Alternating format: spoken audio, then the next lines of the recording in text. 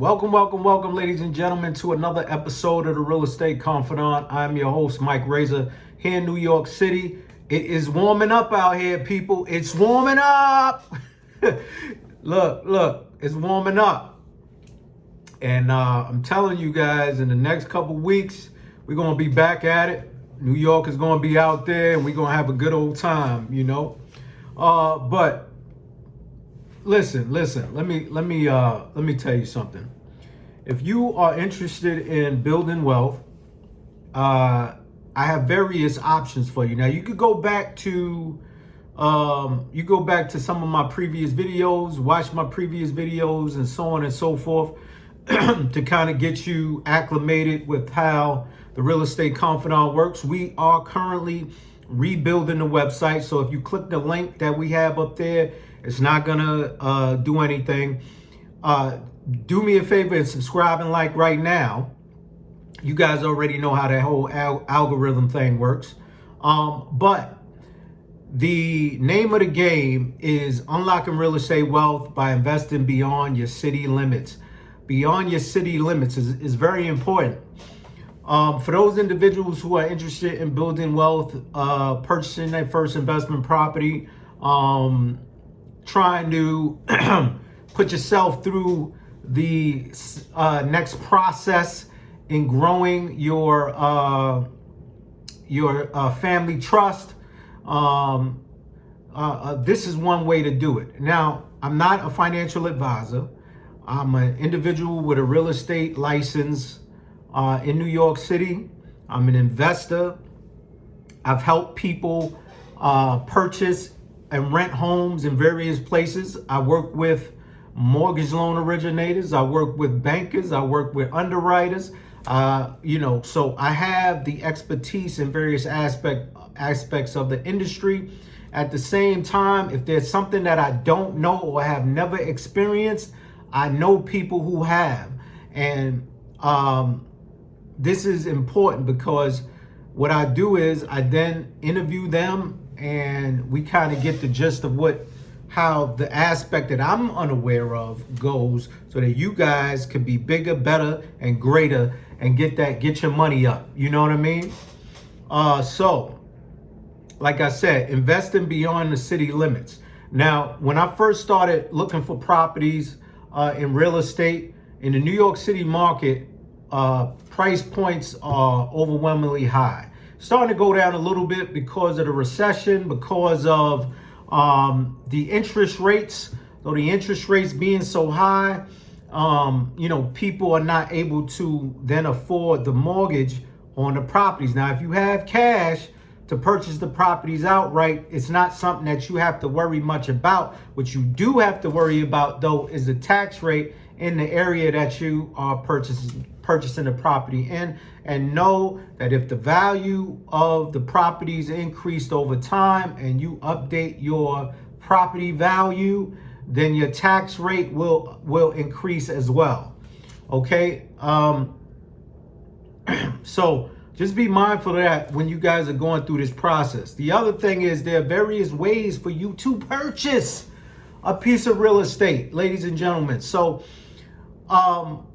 you have VA loans, you have refis, you have, different opportunities. If you are retired, they have options for you guys. If you have a 401k that you're on, that's under, on a retirement plan, IRAs, self-directed. There's different ways that you could purchase your real estate, right? But if you're a newbie real estate professional, if you're interested in purchasing out of your city limits, you want to go to the nearest area where the price points are significantly lower, the tax rate is significantly lower, and you actually are able to receive a value from the real estate. So I'm not talking about places that are so far off that if you purchase it, no one's gonna want to live there. If you purchase it, it's not close to the city limits where you could go and get food or whatever. It takes you hours to end up, getting to the grocery store. Even though they have Amazon and all these other companies now that deliver food for you, whatever. But these are the places that you want to look at, ladies and gentlemen. So if you're interested in purchasing, the first step I would suggest is to do a walk around. So your city, you've already walked around your city. You realize that your city's price points are entirely too high with what you have in the bank, with your income. If you have a certain income, you are unable to get the mortgage that you need to purchase. So now you really want to build that wealth, right? You really building family wealth. I mean, you might be the only person in your family that's interested in doing it. You might be the only one. And you're really trying to get it, but everybody in your family's telling you no. Like you don't do that. You don't know what you're doing, or you're gonna get yourself in trouble, or be careful. No. This is why you're on this video now.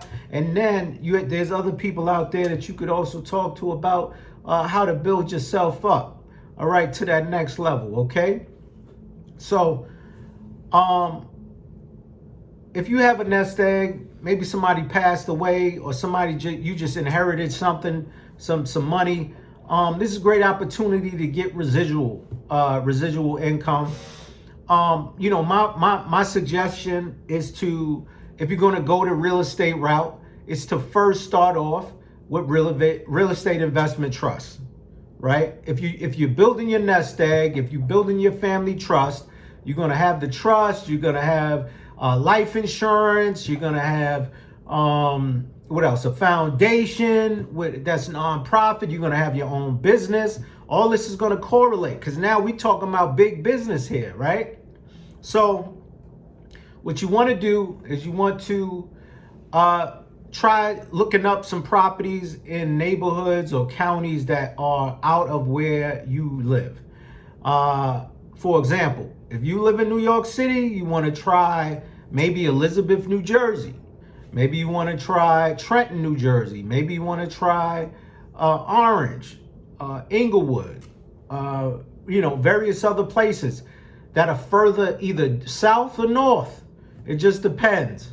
If you're in New York, you could go north. If you go northern New York, then you might find something that's cheaper, maybe Albany. That kind of thing. But the point is for you to pinpoint the location that you feel best suits you financially, right? That's what you want to do. The second thing that you want to do, you want to look up the specific neighborhood or place that you think makes sense for you, right? Your lot and block area. Look at the community. See where the schools are. See where the churches are. See if it's a high crime rate. Just give yourself that option. See if it's up and coming. See if there's some new development going on over there, right? And then see if it still works out. If it does, then what you want to do, if you're not an expert, if you're not a professional, then hire somebody to help you find properties. Give them the overall. Give them the price point, et cetera, right? So, the most important thing is what they're going to ask you for is if you have a pre-approval letter. So that's going to be the first thing. So don't get upset. That's one thing I want to say. Don't get upset when these guys ask you for pre-approval. That's only because they don't want to waste their time, because there's been people out there who have asked for their services but didn't have a dime in their pocket, right? So they want to just make sure that them doing the hard work, finding you the real estate, making sure it's within the barriers that you are interested in, that they're not doing it in vain, right? So, how you get a pre-approval letter, you can reach out to a pre-approval specialist, mortgage loan originator, and get that pre-approval from them. And then this way, what you could do is you get the pre-approval letter. They'll ask you a few questions, this, that, and the third. base it on interest rate. They have a certain calculation that they do, and then they'll tell you what you're eligible for if you're eligible. The other thing what's going to end up happening too is once you get that pre-approval and then you reach out to the real estate, you also are going to have to reach out to the bank. Whether that's only if you don't have cash on hand, cash just in the bank, right? And by the way, the cash has to have been sitting in the bank account for a little while. I believe it's the minimum is 3 months, if I'm not mistaken, in order for you to use it for real estate. Okay. And then the other thing is the banks are gonna want to have specific information like that pre-approval loan, and then pre-approval document, as well as your financials. They're probably gonna want bank statements and so on and so forth. So you may want to do some research on that also. Now, right, once that's done, you show the real estate agent your pre-approval. Oh man, it's all good. Here we go. Guess what you're going to have next? You're going to end up having to have a good faith deposit for the seller's agent, unless the owner's selling it on their own or is going through the bank or something to that effect, right? Now, don't get upset. Keep it calm now. Let's not do this. Keep it calm. It's a lot. All right? Look, they're going to ask you for at least, I believe, what is it normally? Like 10% or something to that effect, 5%, I forget. But they'll ask you maybe for like 5,000, 10,000, something to that effect of depending on how much the purchase of the property is.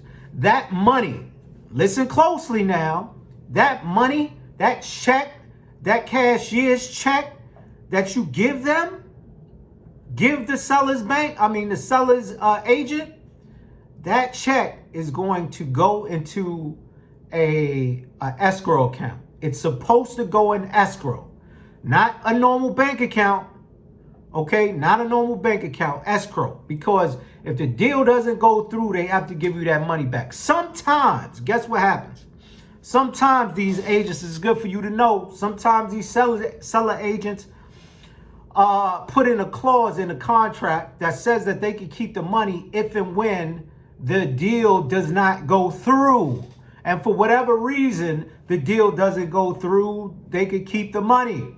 So be clear. And when you are looking at properties, you're speaking to these individuals and you find the right one that you want, right? Make sure that the contract that they fill out, that they give to you to look over, you look over with your attorney. They have these small little companies, real estate attorney companies that work with you, that will look over the document for like $300 and something, go through the whole process with you and make sure that these people are not trying to just take your money and call it a day.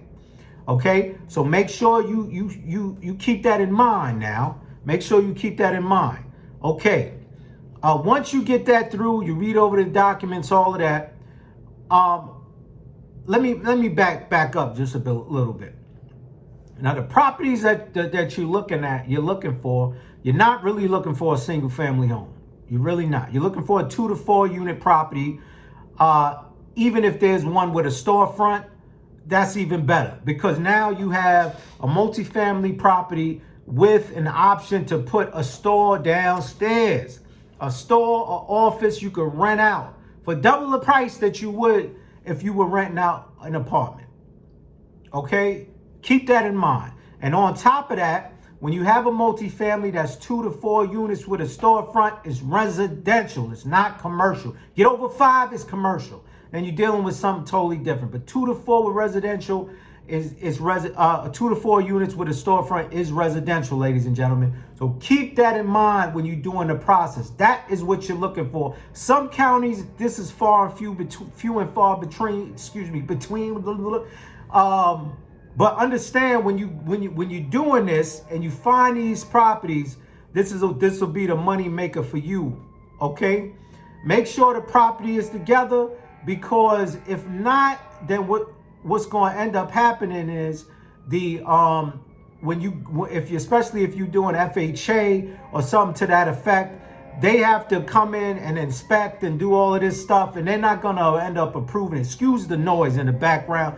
As you can see, I live in a city, and every morning, for whatever goddamn reason, oh, excuse my friend, for whatever reason,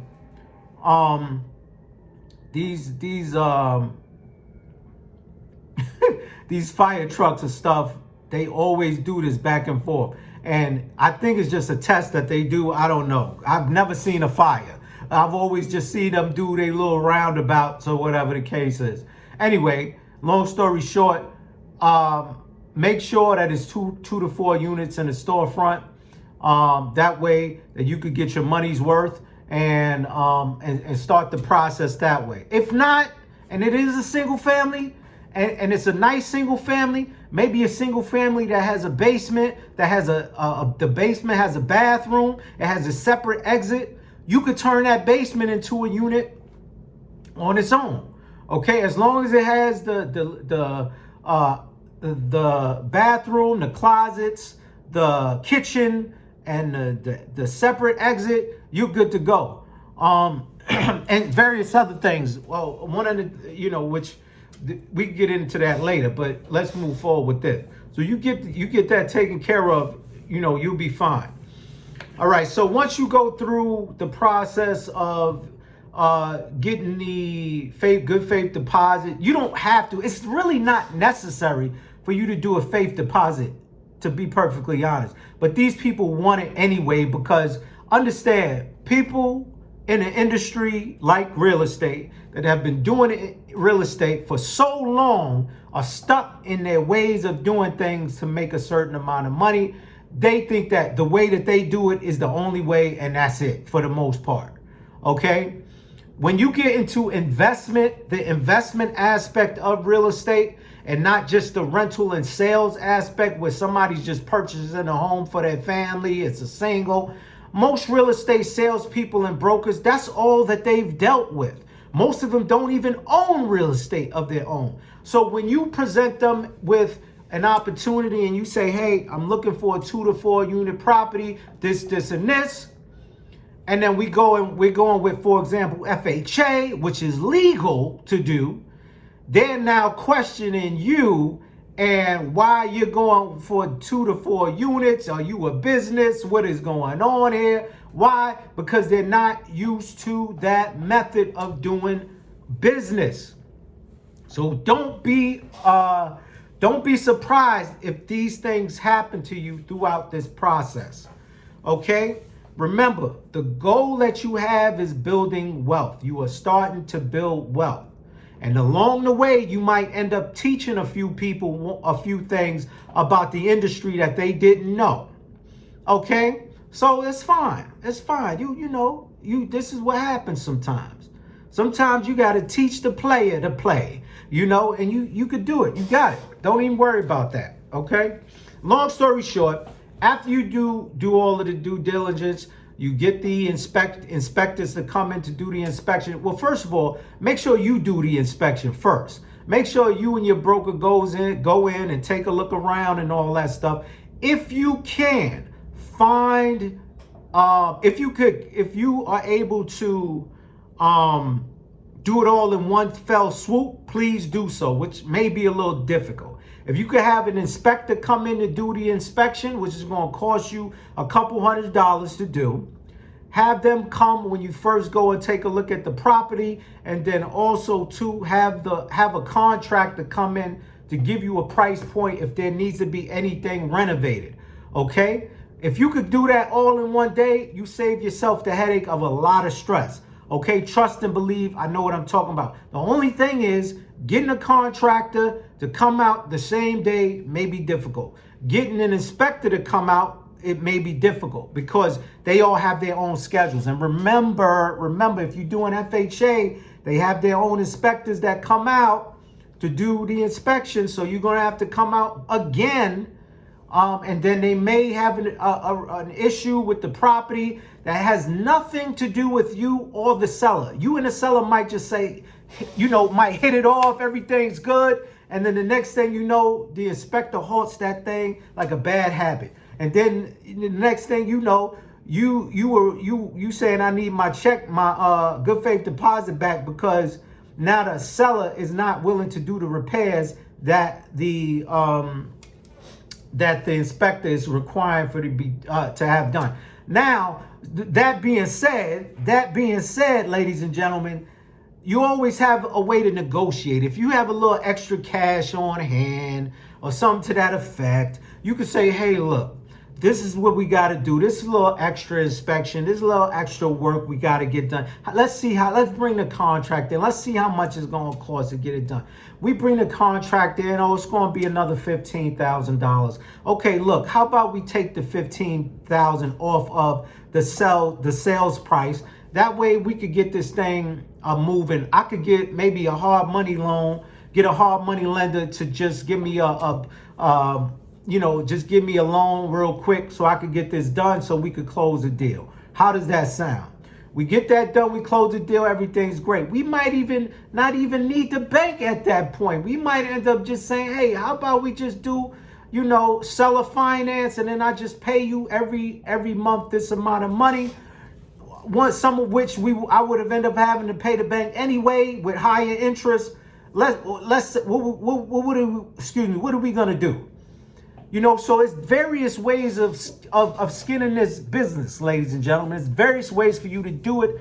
And I'm telling you, this is why I'm here, ladies and gentlemen. The real estate confidant. And I'll be talking to y'all later. Peace.